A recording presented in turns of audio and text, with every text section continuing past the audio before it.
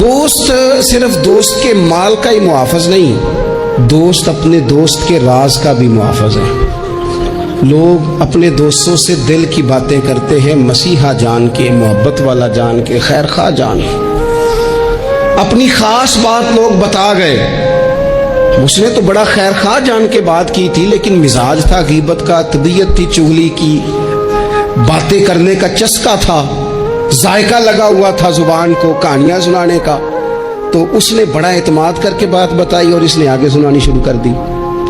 میرے نبی پاک صلی اللہ علیہ وسلم نے فرمایا مشورہ ایک امانت ہے، اور جب تم سے مشورہ لیا جائے تو دیانتداری سے لیا کرو۔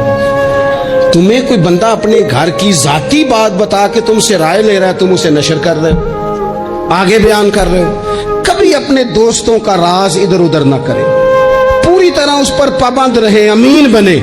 یاد رکھنا میرے نبی پاک علیہ السلام نے فرمایا ہے اگر تم کسی شخص کو رسوا کرو گے نا تو تم 7 کمروں میں پیچھے بھی بیٹھے ہوئے تو اللہ تمہیں وہاں رسوا کر دے گا۔